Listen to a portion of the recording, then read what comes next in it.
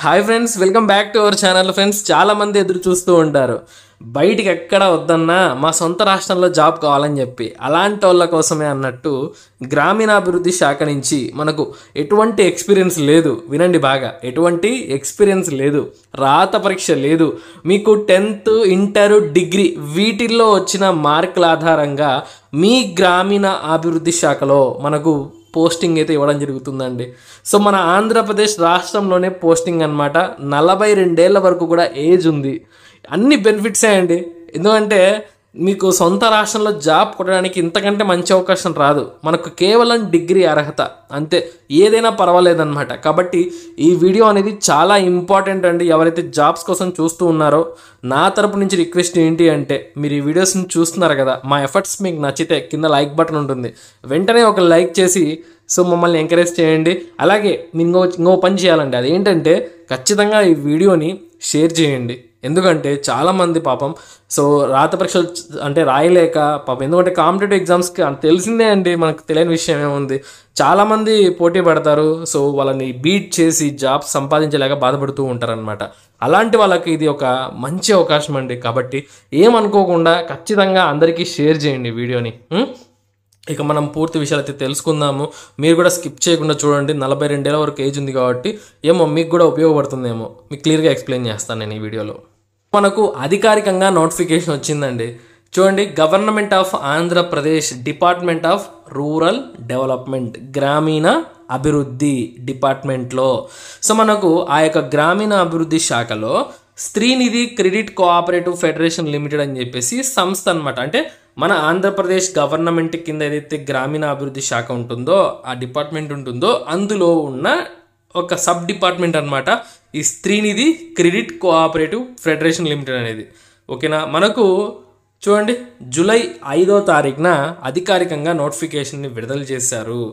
Assistant మేనేజర్లు శ్రీనిధి ఆ యొక్క సంస్థలో అసిస్టెంట్ మేనేజర్లు కావాలి అని చెప్పి వీళ్ళు ఈ నోటిఫికేషన్ అయితే విడుదల చేశారు.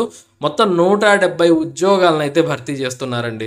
సో మీకు ఇది మంచి అవకాశము. ఎవరైతే డిగ్రీతో మన సొంత రాష్ట్రంలో జాబ్ చేయాలనుకుంటారో, మీ సొంత జిల్లాలోనే, మీ రాష్ట్రంలో ఎక్కడైనా పోస్టింగ్ ఇస్తారనమాట. చూడండి, అసిస్టెంట్ మేనేజర్ కాంట్రాక్ట్ బేసిస్ అండి.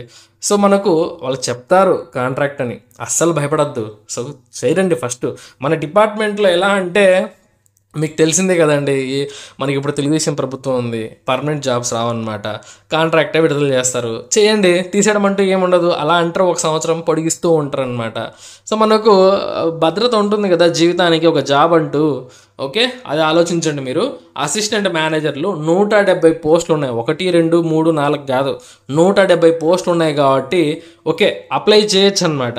ఇక anywhere in Andhra Pradesh state, Andhra Pradesh స్టేట్లో ఎక్కడైనా సరే మీకు పోస్టింగ్ ఇస్తారు. పలానా చోట కాదు, ఏపీలో ఎక్కడైనా ఇస్తారు. ఇక క్వాలిఫికేషన్ ఏముండాలంటే degree from any university institute recognised by UGC AICTE. అంటే మనకు రాష్ట్ర ప్రభుత్వం, అదే మన ప్రభుత్వంచే గుర్తింపబడిన యూనివర్సిటీల్లో డిగ్రీ పాస్ అయితే చాలండి, ఏదైనా పర్వాలేదండి. ఇక వయసు ఎంతన్నా అంటే మినిమం 21 సంవత్సరాలు, మ్యాక్సిమం 42 ఏళ్ళ వరకు కూడా ఉందన్నమాట. ఇక్కడ చూడండి, ఎస్సీ, ఎస్టీ, ఇంకా బ్యాక్వర్డ్ క్లాసెస్ ఉంటారు కదా, వీళ్ళందరికీ కూడా 5 ఏళ్ళు. మామూలుగా సెంట్రల్ గవర్నమెంట్ నోటిఫికేషన్స్లో ఓబీసీ వాళ్ళకు 3 ఏళ్ళే, కానీ రాష్ట్ర ప్రభుత్వానికి సంబంధించిన నోటిఫికేషన్స్లో 5 ఏళ్ళు ఇస్తారనమాట రిలాక్సేషన్. సో కాబట్టి 47 ఏళ్ళ వరకు కూడా వాళ్ళు అప్లికేషన్ పెట్టుకోవచ్చు. ఫిజికలీ హ్యాండిక్యాప్డ్స్కి 52 ఏళ్ళ వరకు అవకాశం ఉంది. కాబట్టి జాగ్రత్తగా వినండి, మీకు అవకాశం అంటే ఖచ్చితంగా అప్లికేషన్ పెట్టుకోండి. ఇక ప్లేస్ ఆఫ్ డొమిసిల్ అంటే మీరు ఆంధ్రప్రదేశ్ రాష్ట్ర నివాసి అయి ఉండాలి. అంటే తెలంగాణ వాళ్ళు అర్హులు కాదని చెప్పి మీకు క్లియర్గా అర్థమవుతుంది.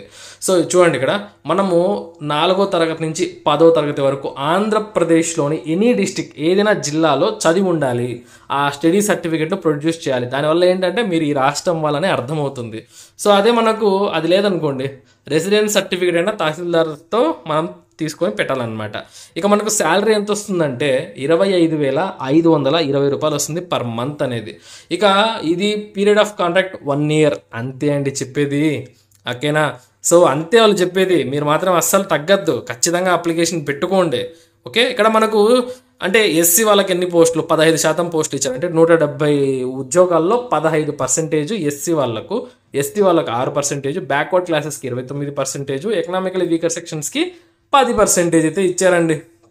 అంటే మనకు మొత్తంగా 21, 50, 60% రిజర్వేషన్లు పోతాయన్నమాట. ఇక మిగతా 40% సో జనరల్ క్యాండిడేట్స్కి అనమాట.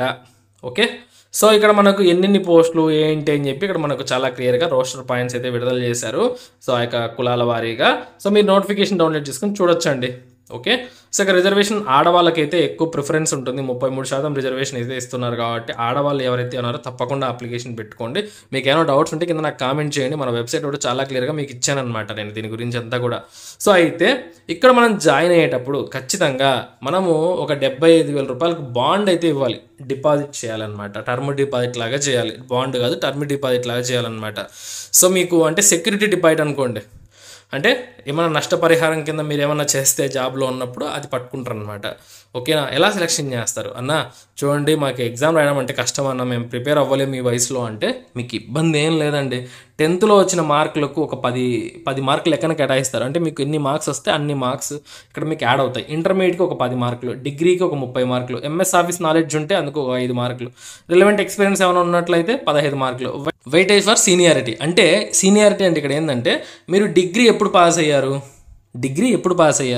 అంటే 0.5 మార్క్స్ అయితే కేటాయించుకుంటూ వస్తారనమాట.